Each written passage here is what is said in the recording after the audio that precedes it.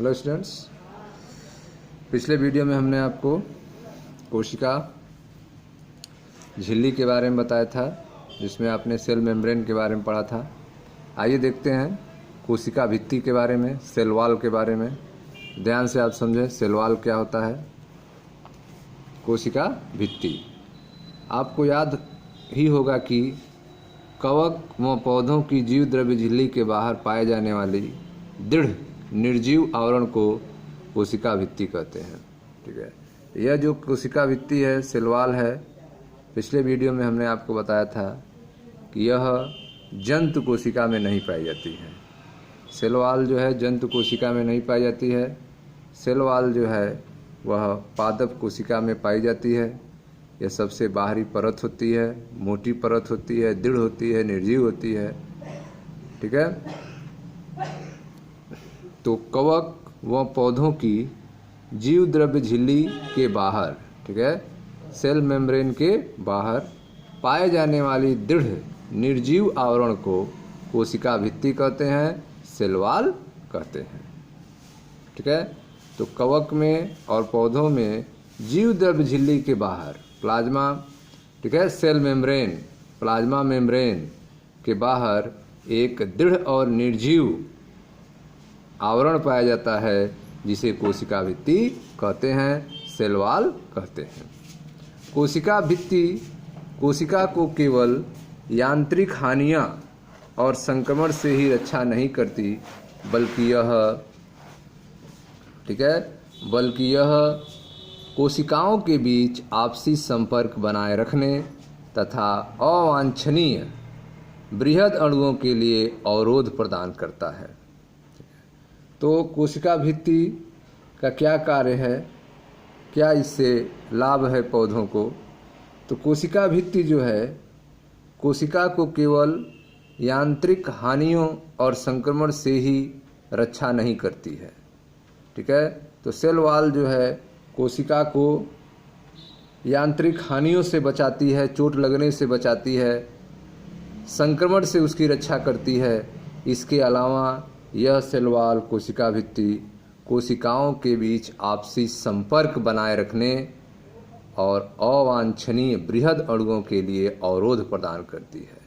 ठीक है, जो अवांछनीय अणु हैं उनको सेल के अंदर एंट्री नहीं देती है, सेल के अंदर आने नहीं देती है। कोशिकाओं के बीच में आपसी संपर्क बनाए रखने में भी कोशिका भित्ति का महत्वपूर्ण योगदान होता है। ठीक है, तो आप देख रहे हैं कि कवक और पौधों की जीव द्रव्य झिल्ली के बाहर पाए जाने वाला एक निर्जीव दृढ़ आवरण होता है, जिसे कोशिका भित्ति कहा जाता है, सेल वॉल कहा जाता है। इसका कई उपयोग है, जैसे यह कोशिका भित्ति कोशिका को यांत्रिक हानियों से सुरक्षा देती है, संक्रमण से उसकी रक्षा करती है। इसके अलावा यह कोशिकाओं के बीच आपसी संपर्क बनाए रखती है और जो अवांछनीय बृहद अणु हैं उनको कोशिका के अंदर एंट्री नहीं देती है, उनके लिए यह अवरोध प्रदान करती है। ठीक है, अब देखते हैं कि यह कोशिका भित्ति सेल वॉल जो है किस पदार्थ की बनी होती है। शैवाल की कोशिका भित्ति सेलुलोज, ग्लैक्टेंस, मैनांस और खनिज जैसे कैल्शियम कार्बोनेट की बनी होती है। ठीक है, तो शैवाल की जो कोशिका भित्ति है उसके कौन कौन से कंपोनेंट होते हैं, कौन कौन से पार्ट होते हैं? तो शैवाल में कोशिका भित्ति जो है वह सेलुलोज, ग्लैक्टेंस, मैनांस और खनिज की बनी होती है। खनिज में कैल्शियम कार्बोनेट होता है, जबकि दूसरे पौधों में कोशिका भित्ति जो है सेलुलोज, हेमीसेलुलोज, पैक्टिन और प्रोटीन की बनी होती है। ठीक है, तो दूसरे पौधों में कोशिका भित्ति जो है सेल वॉल जो है वह सेलुलोज, हेमीसेलुलोज, पैक्टिन और प्रोटीन की बनी होती है, जबकि शैवाल की जो कोशिका भित्ति होती है वह सेलुलोज, ग्लैक्टेंस, मैनांस और खनिज जैसे कैल्शियम कार्बोनेट की बनी होती है। ठीक है, नवपादप कोशिका की कोशिका भित्ति में स्थित प्राथमिक भित्ति में वृद्धि की क्षमता होती है। ठीक है, जो नवपादप हैं, न्यू प्लांट्स हैं, उनके कोशिका भित्ति में जो प्राथमिक भित्ति होती है उसमें वृद्धि की क्षमता होती है। नवपादप कोशिका की कोशिका भित्ति में स्थित प्राथमिक भित्ति में, प्राइमरी वाल में वृद्धि की क्षमता होती है, ग्रोथ की क्षमता होती है, जो कोशिका की परिपक्वता के साथ घटती जाती है। ठीक है, तो नवपादप कोशिका की कोशिका भित्ति में प्राथमिक भित्ति स्थित होता है जिसमें वृद्धि की क्षमता होती है, और यह क्षमता जो है कोशिका के मैच्योरिटी परिपक्वता के साथ घटता जाता है। इसके साथ कोशिका के भीतर की तरफ द्वितीय भित्ति का निर्माण होने लगता है, सेकेंडरी वॉल का निर्माण होने लगता है। ठीक है, तो नव जो पादप हैं उनकी कोशिका की कोशिका भित्ति में प्राथमिक भित्ति उपस्थित होता है, प्राइमरी वाल उपस्थित होता है जिसमें वृद्धि की क्षमता होती है, और यह कोशिका के परिपक्वता के साथ इसमें वृद्धि की क्षमता घटती जाती है, और इसके साथ जो है कोशिका के भीतर की तरफ द्वितीयक भित्ति का निर्माण होने लगता है, सेकेंडरी वाल का निर्माण होने लगता है। ठीक है, मध्य पटलिका प्राइमरी वाल और सेकेंडरी वाल के बीच में मध्य पटलिका होती है। मध्य पटलिका मुख्यतः कैल्शियम पैक्टेट की सतह होती है। मिडिल लैमेला मध्य पटलिका क्या होती है? तो मध्य पटलिका जो है प्राइमरी भित्ति जो है और सेकेंडरी भित्ति जो है, प्राथमिक भित्ति द्वितीयक भित्ति के बीच में मध्य पटलिका होती है जो मुख्यतः कैल्शियम पैक्टेट की बनी होती है। ठीक है, तो मध्य पटलिका मुख्यतः कैल्शियम पैक्टेट की बनी सतह होती है, सरफेस होती है, जो आसपास की विभिन्न कोशिकाओं को आपस में चिपकाए व पकड़े रहती है।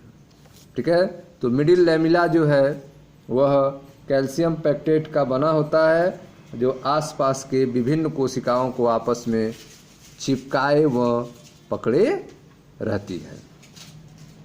ठीक है, कोशिका भित्ति एवं मध्य पटलिका में सेल वॉल और मिडिल लैमेला में जीव द्रव्य तंतु, ठीक है, धागे होते हैं जिन्हें जीव द्रव्य तंतु कहा जाता है, प्लाज्मोडेस्माटा कहा जाता है, आड़े तिरछे रूप में स्थित रहते हैं। ठीक है, तो कोशिका भित्ति और मध्य पटलिका में प्लाज्मोडेस्माटा अर्थात जीव द्रव्य तंतु आड़े तिरछे रूप से स्थित होते हैं जो आसपास की कोशिका द्रव्य को जोड़ते हैं, जो आसपास के कोशिका द्रव्य को बांधने का काम करते हैं, जोड़ने का काम करते हैं। कौन? जीव द्रव्य तंतु, प्लाज्मोडेस्माटा। ठीक है, तो आप देख रहे हैं कि जो नवपादप होते हैं, ठीक है, जो नवपादप हैं उनमें नवपादप कोशिका की कोशिका भित्ति में प्राथमिक भित्ति में वृद्धि की क्षमता होती है।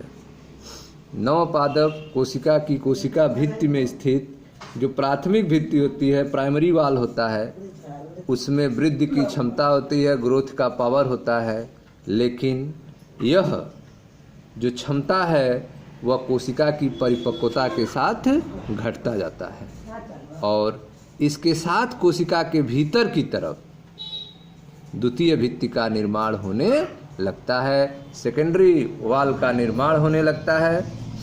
ठीक है, मध्य पटलिका जो है यह मुख्यतः कैल्शियम पैक्टेट की बनी होती है जो आसपास के विभिन्न कोशिकाओं को आपस में चिपकाए व पकड़े रहती है।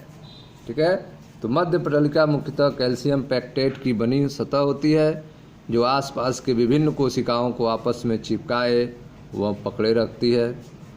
कोशिका भित्ति एवं मध्य पटलिका, कोशिका भित्ति एवं मध्य पटलिका में जीव द्रव्य तंतु होते हैं। प्लाज्मोडेस्माटा होते हैं जो आड़े तिरछे रूप में स्थित रहते हैं। ये आसपास की कोशिका द्रव्य को जोड़ते हैं।